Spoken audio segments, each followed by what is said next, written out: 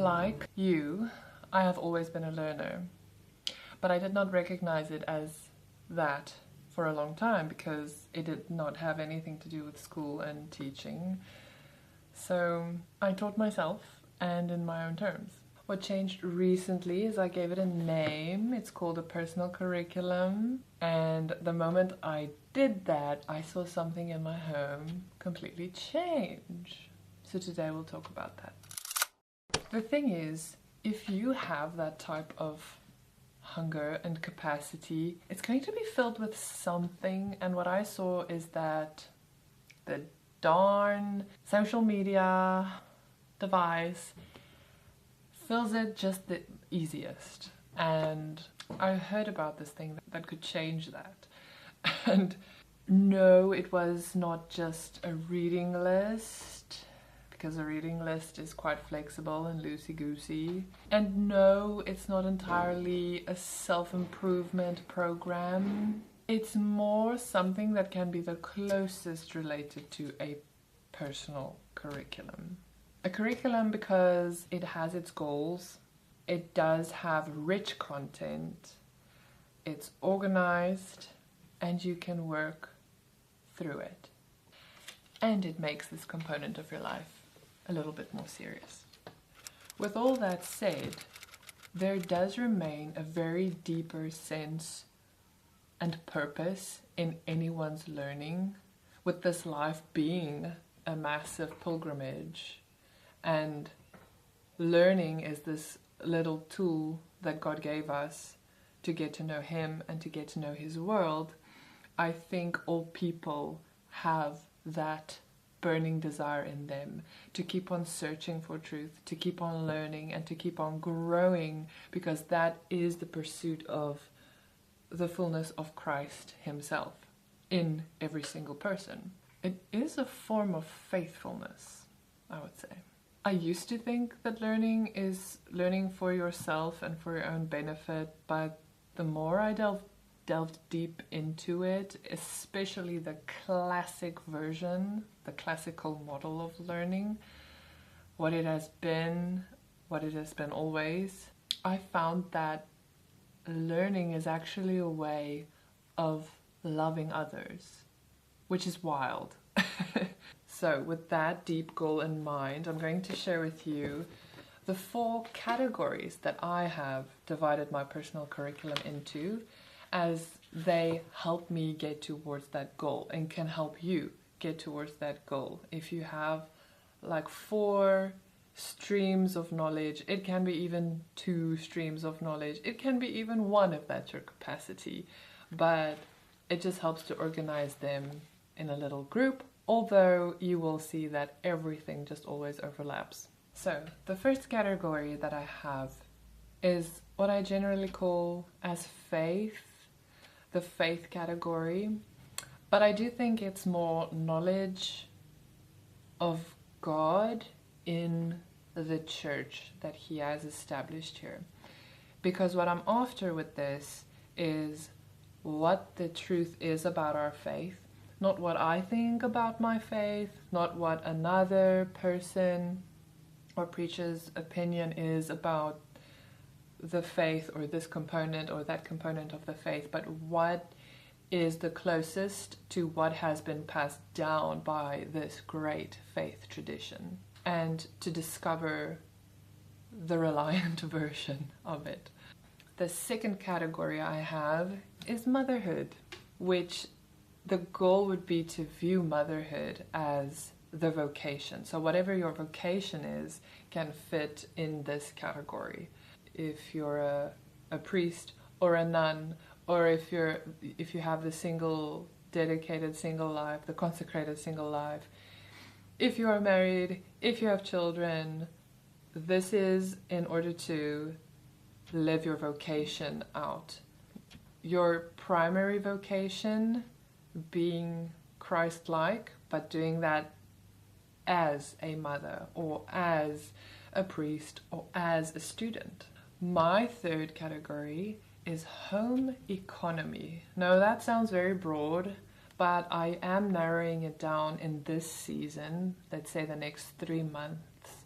I am narrowing the focus down to entrepreneurship and viewing entrepreneurship also as a thing within God's world and designed by God to function in a certain way, also as a goal to love and serve others.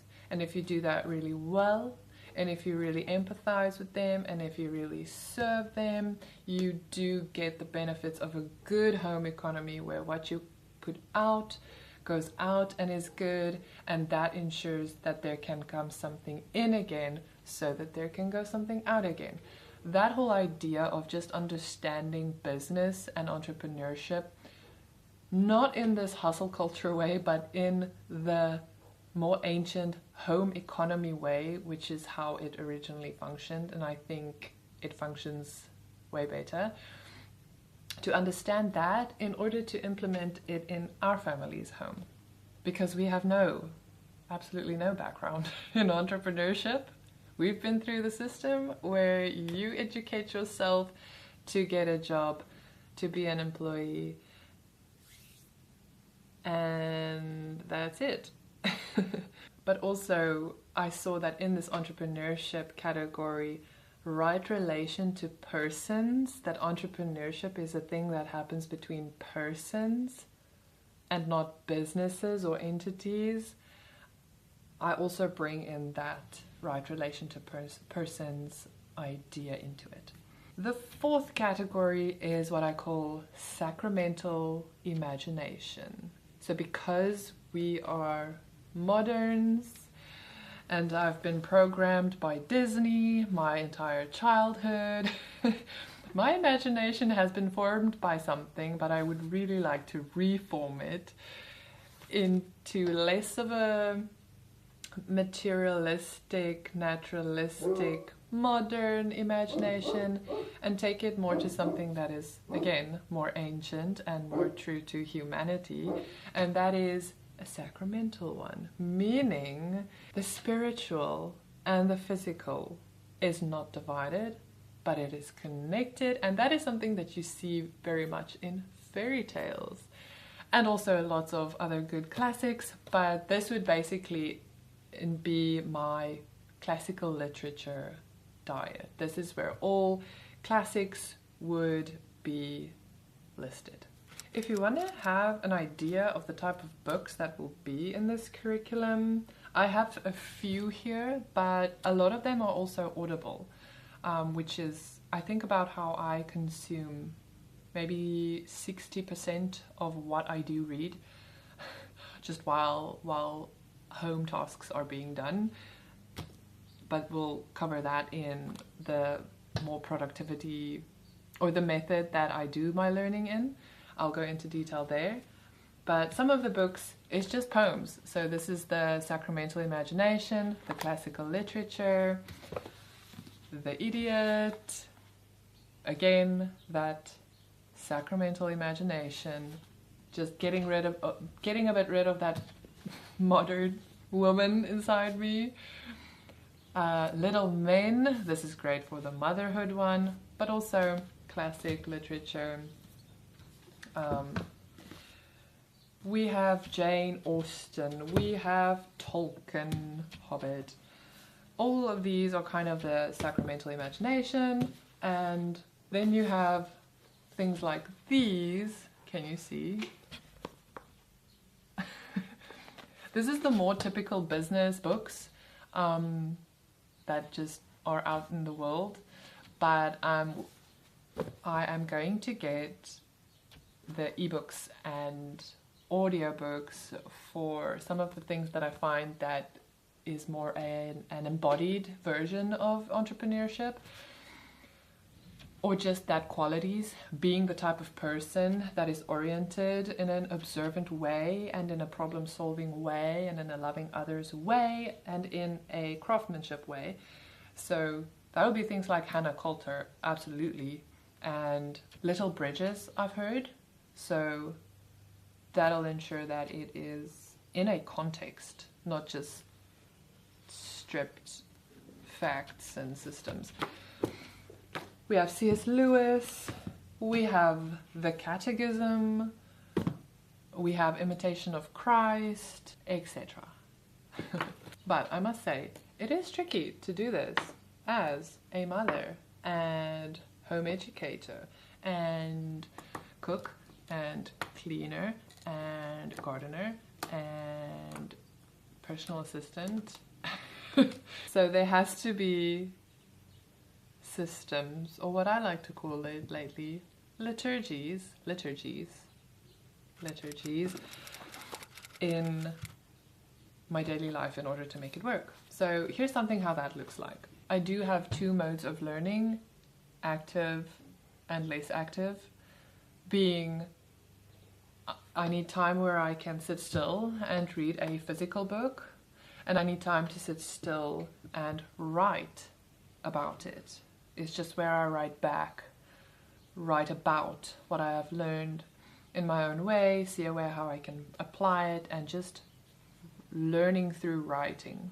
That is the active method, the active way of learning that I'm going about it. Then I have the less active way, that is how I can do it through listening and doing home tasks. So I've split it into two, and I roughly have in total 2 hours per day that I can dedicate to my personal curriculum. One in the middle of the day while my children take an hour of quiet time or nap time, and 1 hour in the evening where me and my husband work on our projects separately before we come together for the evening. So I do have that 2 dedicated boxes, hourly boxes, in 5 to 6 days per week.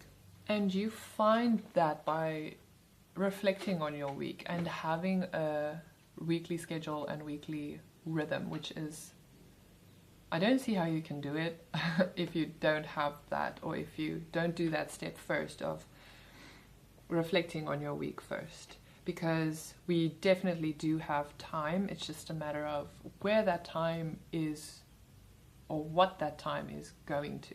And the more you're intentional about it and the more you plan it out, when you are thinking clearly and when you do have your energy and you write it down, you put it somewhere, that is when you are tired, or when that hour does come, you're like, wow, there's that hour, what do I do now?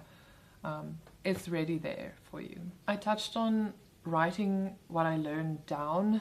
This will be my form of retaining what I read or listen to. It's how I digest it, how I apply it, how I remember it deeply. It's just to see if I can explain it in my own words. The big goal is to write it down and to have a bunch of mini essays in my, what I call, narration notebook. Secondary would be to just talk about it with my husband. And thirdly, another way would be to explain it to someone else. Now, there are a few temptations if it comes to this. Mine personally are, I keep on wanting to change the curriculum, the plan that I have set out, maybe a bit too soon. Like, I don't want to be too rigid. I do want to allow for flexibility, and I mean, sometimes things happen to your life and it's not by accident, so it is still having open hands for that. But I think my problem is a little bit more of the shiny object syndrome thing. That is one temptation to watch out for. The second one is to just not prioritize it and to settle for something that is much easier, like just scrolling or chilling or doing something that is seriously unproductive in all the ways. But as long as you keep that a fight and keep on pressing against that, that is good. Another struggle that I have is I don't have the best way of organizing it. I do see people do it in Notion. I do see people do it in their fancy notebooks. I just can't seem to stick to one organization system. So that is where I fall and deeply lack. But as long as we're doing something, I guess.